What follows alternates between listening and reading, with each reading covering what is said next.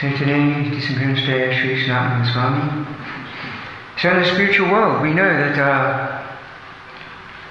Radha and Krishna are eternally being worshipped by the 8 principal gopis, who are direct expansions of Srimati Radharani. And their immediate assistants are the Manjaris. And the Manjaris are the young, they're like around 10, 12, 13-year-old girls, and they assist Radha and Krishna. They have very intimate services to the divine couple. They're part of the inner circle. So the 2 leading Manjaris in that inner circle of servants of Radha and Krishna are Rupa Manjari, who is Rupa Goswami, and Rati or Labanga Manjari, who descended as Sri Sanatana Goswami. So sometimes Krishna, he is mentioned in the Bhagavad Gita. Sometimes Krishna comes himself, and sometimes he comes in various incarnations, and he also sends his representatives, just like the 6 Goswamis of Vrindavan. He sends these members of his inner circle of servants just down to this material world, just to save us and direct and spread the glories of devotional service.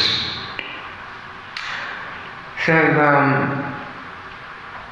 Rupa and Sanatana, from their very birth, their hearts of these 2 brothers was just filled with ecstatic love of the Supreme Personality of Godhead.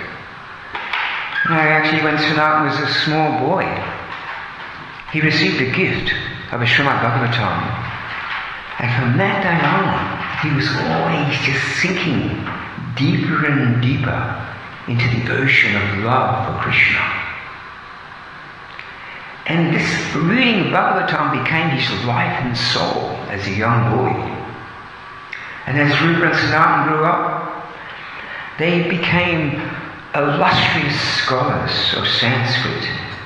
And there were such embodiments of all auspicious transcendental spiritual qualities. They just attracted the hearts of everyone. Unfortunately, the advisors of the king of Bengal, he was a Muslim king, he informed the king that if he could get Rupa and Sanatana to be his ministers, he would have control over all the Hindus. So the king thought, yes. He came before Rupa and Sanatana, and he ordered them to become his ministers. And he threatened them. If you refuse, he would have rampant persecution of the entire Hindu population. So Rupa and Sanatana, they thought, what can we do? They became ministers of the king. Of course, the king, he was so pleased with their incredible qualifications. And they were put in charge, practically running the whole of the state of Bengal. And the king gave them great wealth, built them magnificent palaces to live in, treated them like his own younger brothers. So Rupa and Sanatana, they would be working there in the government, but they would simultaneously they were performing all these government duties for the Muslim government, but at the same time, simultaneously they were constantly immersing themselves in glorifying Radha and Krishna, speaking from the Bhagavatam.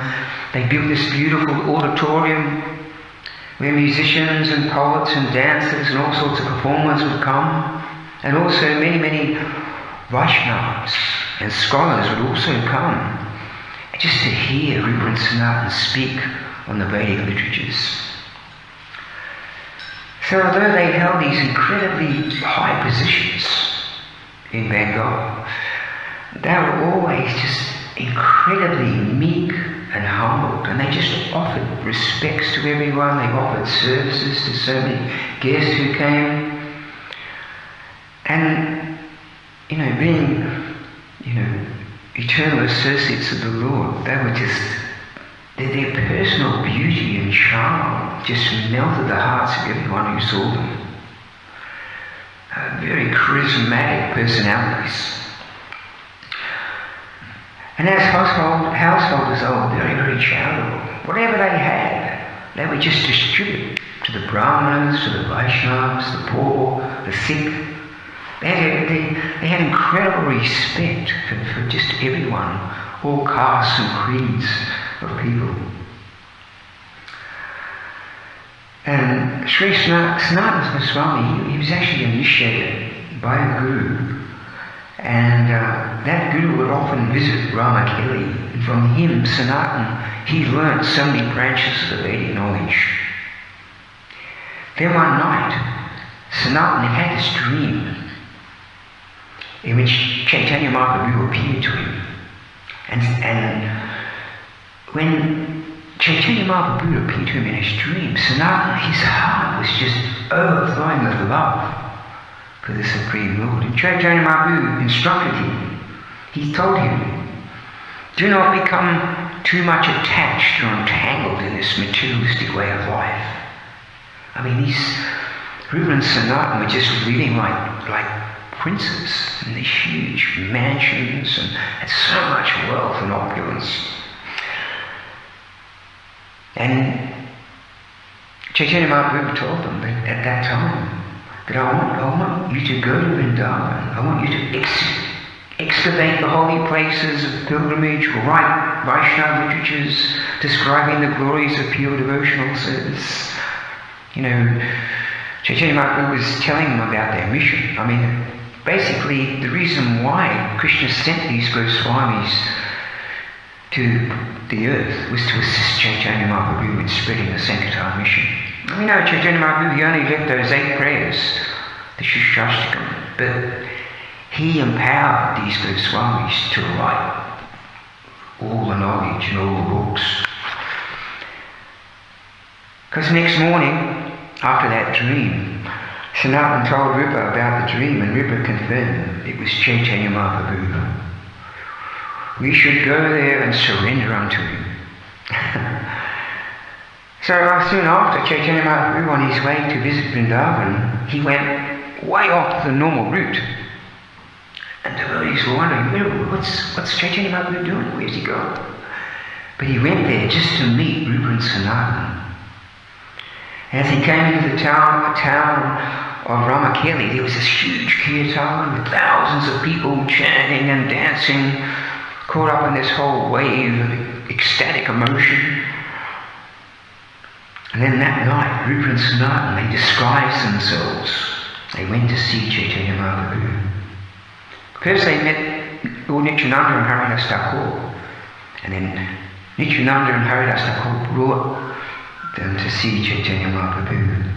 And when they saw Chaitanya Mahaprabhu, they both just fell down at his lotus feet, with the full dandavats, just overwhelmed with happiness.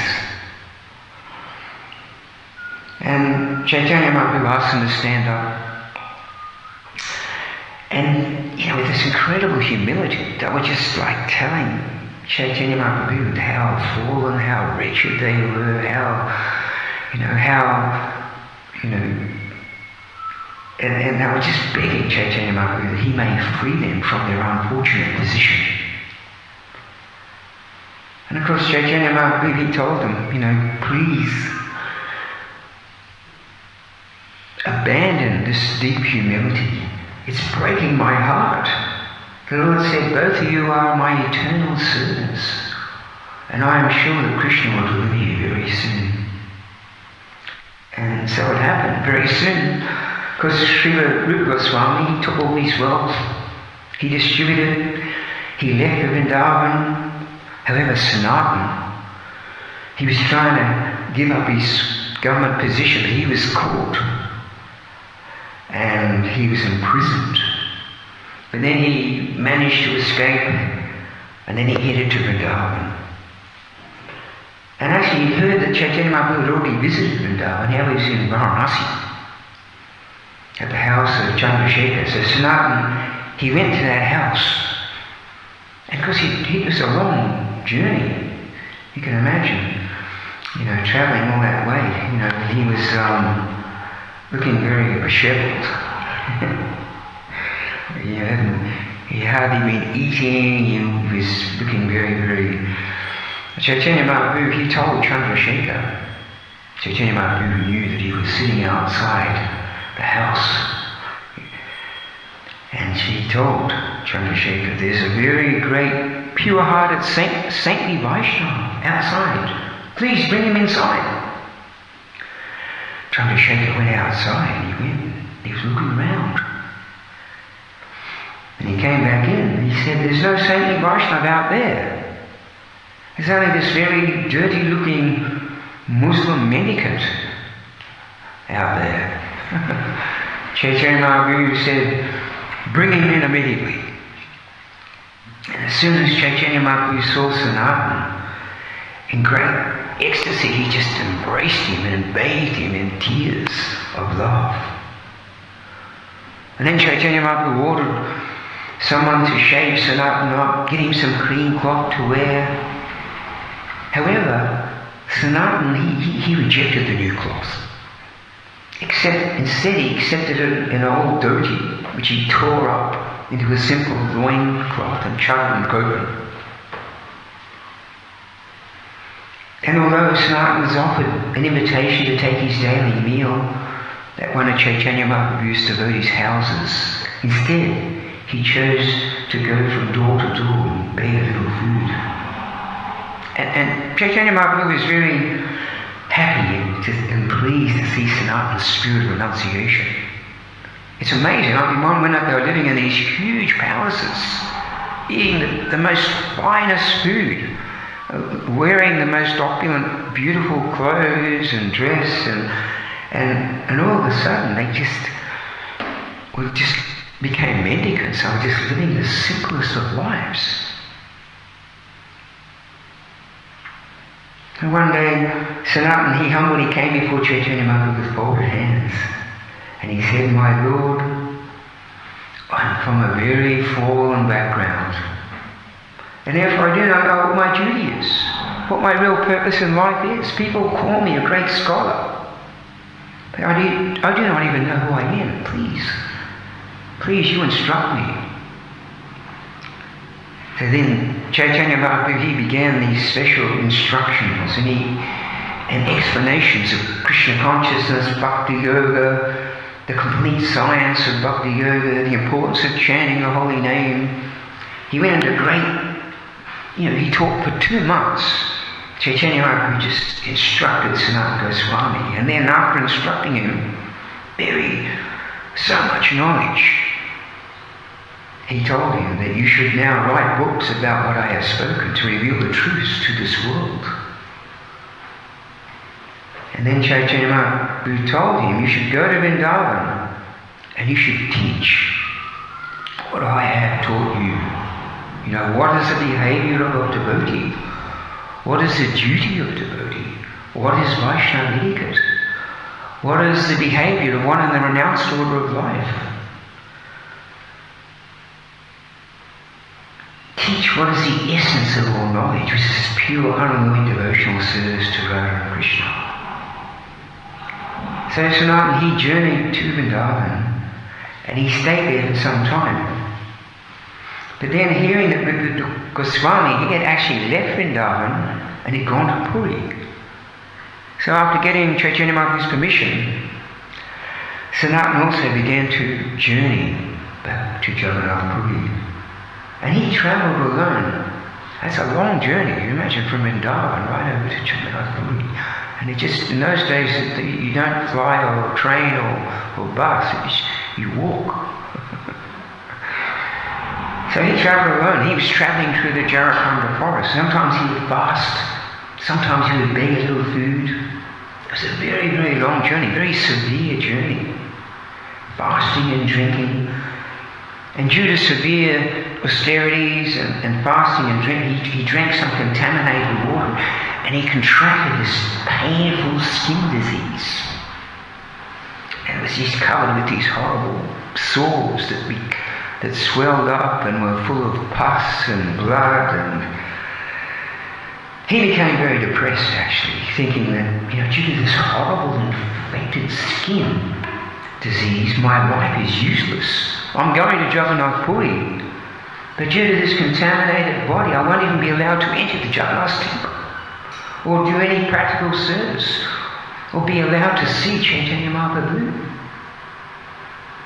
I'll throw this wretched body under the wheels of the Jagannath cart and then kill myself. So Chaitanya Mahaprabhu, he's Krishna himself, he knows everything, so he knew the mind.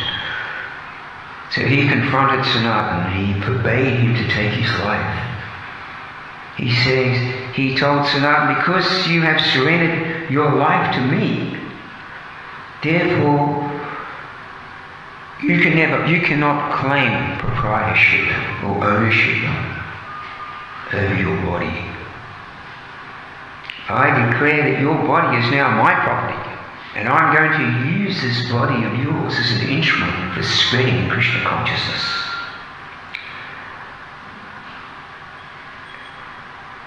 Then, although Sanatana was trying to stop Chaitanya Mahaprabhu wanted to embrace Sanatana, and Sanatana was, trying to stop the Chaitanya Mahaprabhu from embracing him. But suddenly, Chaitanya Mahaprabhu just captured him and embraced him. And suddenly, due to being completely purified by Lord Chaitanya's loving embrace, Sanatana's skin disease just completely disappeared. And his form, his body became beautiful and effulgent like gold, just like Chaitanya Mahaprabhu's. So Sanatana, he stayed in Puri for 1 year. Then Chaitanya Mahaprabhu instructed him to return to Vrindavan and fulfill his mission there to, to uncover the holy places, write books. So Sanatana left Jagannath Puri, and he was feeling deep lamentation because he was so attached to Chaitanya Mahaprabhu. He didn't want to leave, but he had to follow Chaitanya Mahaprabhu's instruction. And he travelled to Vrindavan. He stopped at all the holy places where Chaitanya Mahaprabhu performed his pastimes. So it actually took him 7 years to get to Vrindavan. He finally arrived. He united with Rupa Goswami, and there they just lived like mendicants, living under trees, sleeping under trees, begging food from door to door, always chanting the holy name, writing books on the process of devotional service, meditating on their beloved Lord. So here in Vrindavan, Sanatana would every day, he would travel from one place to another around Vrindavan. And actually he became very famous. He became so endeared to the Vrajavasis. When he came to a village, the whole village would just come out and welcome him. They just loved Sanatana Goswami so dearly. Actually he became the actual guru of Vrajavasi. And they would bring him gifts and milk and yogurt and ghee. And Sanatana became such a close and intimate friend of just one and all. And he was always showing concern for their health and their well-being. And, if anyone had any problems or anything, he would try and sit down and try and solve their problems. I mean, the bond between the devotees of Vrindavan and him was so great that when it was time for him to leave, the Brajavasis and Sanatana would both be crying in separation. Actually, there's one story. One day, by the bank of the Jamuna River, Sanatana, he saw this beautiful cowherd boy playing in the sand. He thought, this boy is not an ordinary boy. So all day long, Sanatana just watched this beautiful little cowherd boy play. And when the evening came, Sanatana followed that little cowboy home. And the little boy entered the Sanatana Goswami Temple and suddenly disappeared. Sanatana began to think maybe this child was the Lord himself. Then that night the deity appeared to him in a dream and told him, I want you to take me with you and to be worshipped. And the deity, Sanatana Goswami, also told the deity's owner in a dream to entrust the worship to Sri Sanatana Goswami. So Sanatana Goswami, he brought that deity to this little mountain on the bank of the Jamuna in this little hut under a tree, and he began to worship this beautiful Sanatana Goswami deity. However, in his heart, Sanatana, he was lamenting that I can't offer beautiful, nice food to deity. And I want to give him a nice temple to reside. And, he's just living in this little hut. So soon after, by the Lord's arrangement, this wealthy merchant, he came. And he became Sanatana's disciple. And he willingly built this nice temple for Sanatana Goswami. Then Sanatana Goswami, he received a message from Jagadananda Pandit that Chaitanya Mahaprabhu was coming to Vrindavan. So Sanatana, he made a nice hut for Chaitanya Mahaprabhu to stay in. And he waited eagerly day after day, but the Lord didn't come. Then one night, in a dream, he saw the beautiful golden form of Chaitanya Mahaprabhu. And Sanatana offered his obeisances, and Lord Chaitanya placed his lotus feet on his head. Then he lifted him up and embraced him. Then Chaitanya Mahaprabhu said to Sanatana, I have come to Vrindavan to satisfy your desire. So when Sanatana woke up, he could understand that Lord Chaitanya Mahaprabhu had certainly arrived in Vrindavan. So sometimes Sanatana, he would go into complete seclusion, just living under these trees, just absorbed in worshipping the Lord and chanting so many holy names every day. And for day on, he'd be chanting and so absorbed in Krishna that at the end of the day, sometimes he would just forget to eat and forget to drink. And one day the deity Sanatana Goswami appeared before him as this beautiful little cowherd boy with a bucket of milk for him to drink. And he said to Sanatana, we Brajvasis are very sad to see you living on the ground and under trees. If you want to make us happy, please build a hut for yourself and stay in the hut. So Sanatana, he drank that milk. And when he drank that milk, his heart just erupted with uncontrollable ecstasy, and he could understand that little cowherd boy who gave him the milk was actually his worshipful Sanatana Goswami. So taking his Lord's advice, he began residing in a small hut a few miles walk from Rupa Goswami's, where Rupa Goswami resided. So Rupa Goswami, he considered Sanatana Goswami his spiritual master. He would visit him daily. Then one day, Rupa Goswami, he wanted to offer some special prasadam to Sanatana.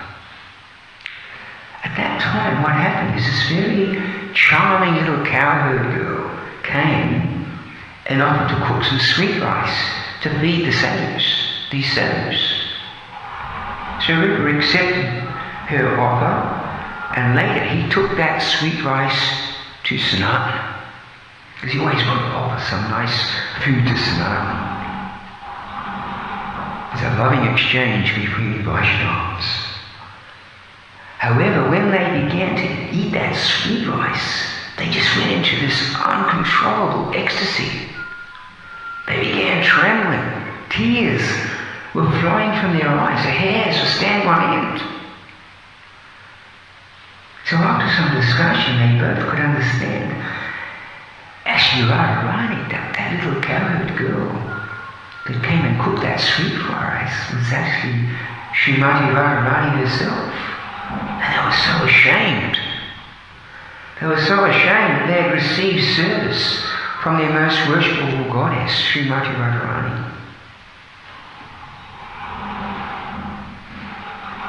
So Sanatana, he lived on into his old age, just on the bank of the Manasa Ganga lake near Govardhana Hill. And he would write books there, he would do his bhajan. And then there was one story actually.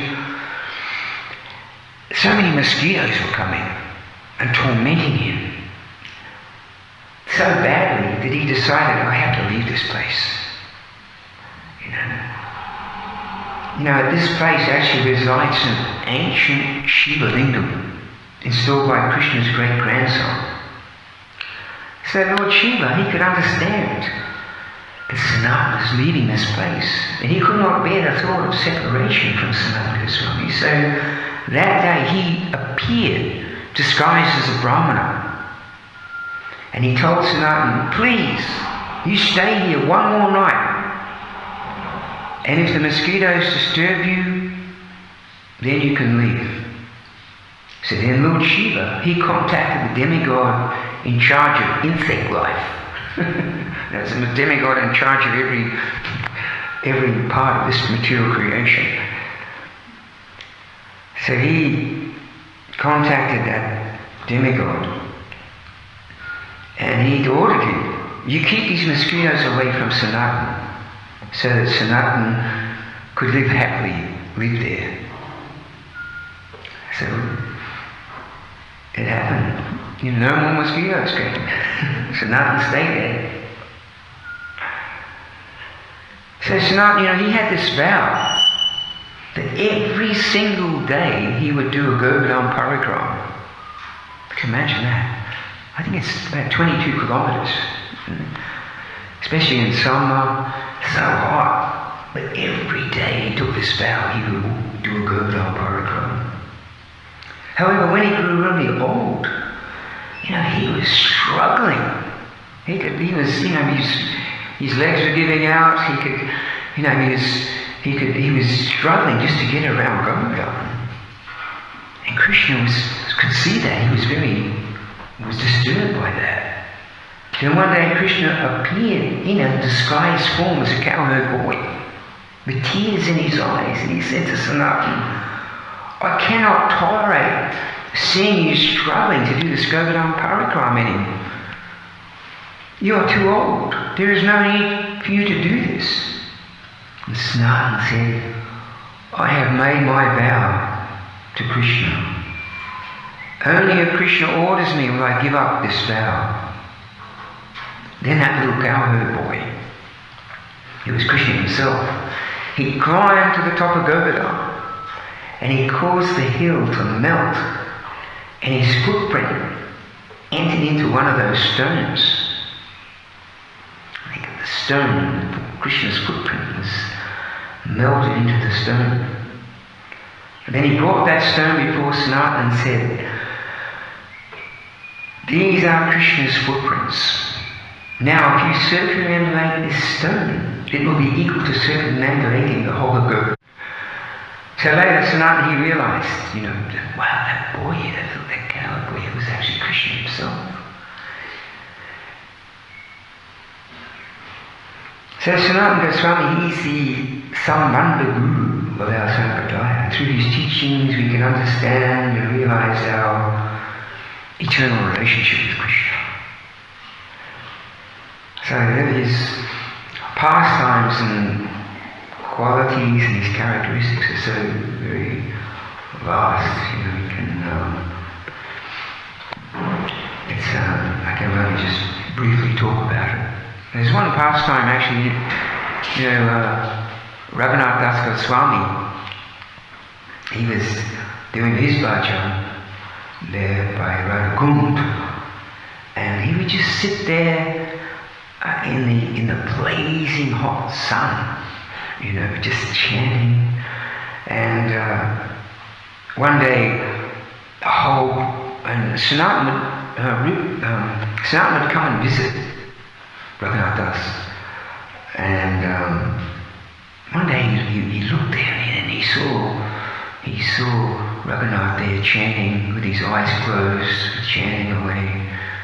And then he saw a big group of tigers coming down to drink from the lake. You know, the tigers in India, they're very fond of eating sadhus.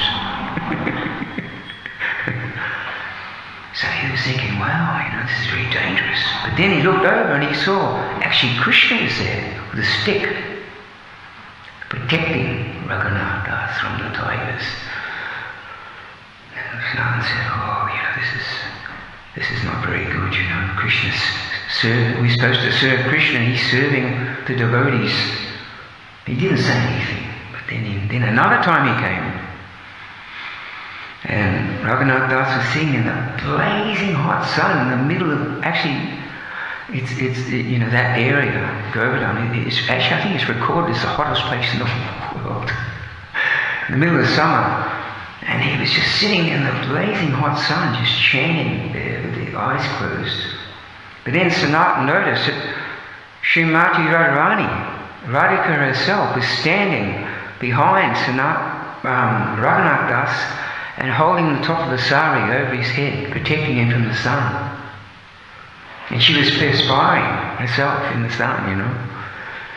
And then later, you know, Sanatana, he came before Raghunath Das and they had a conversation. He said, listen, you know, he told him what he'd seen.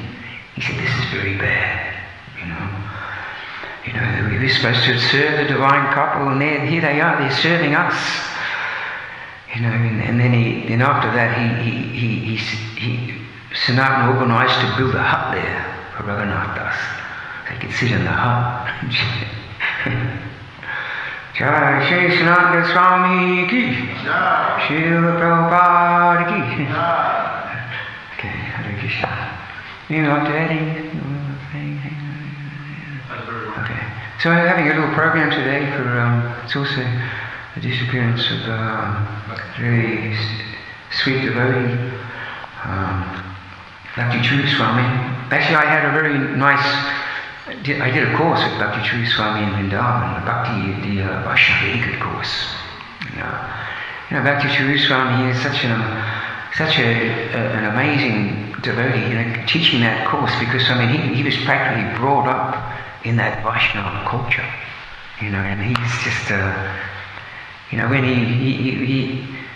he came to Krishna consciousness, Prabhupada immediately could see that this person, this devotee who's joining, he's not just a normal devotee person, you know. And actually, I think Prabhupada gave him first initiation and second initiation. I think a week later he gave him sannyas, right?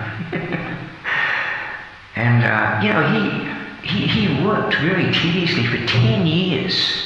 And he translated all of Prabhupada's books into Bengali. And, you know, I always remember him in Mayapur. You know, he used to he's a really sweet voice. He used to sing beautiful Mangaladis in Mayapur. And he was, you know, he had an incredible way of preaching, you know, to the, you know, incredible philosophy, you know, like I remember in Mayapur on the disappearance day of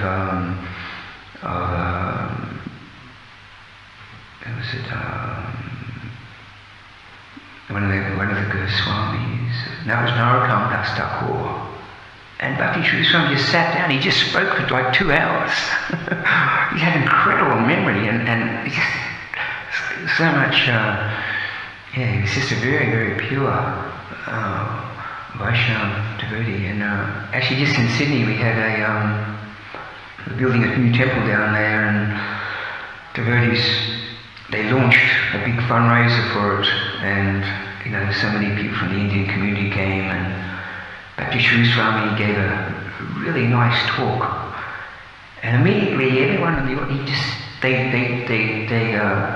he had raised in like $1.5 million excited, just from his talk. Everyone was so impressed, by his presentation on Krishna consciousness and how important it is for people to come forward and actually get involved in helping to spread this Krishna consciousness movement and establish temples and this and that. It's a great loss, for our movement.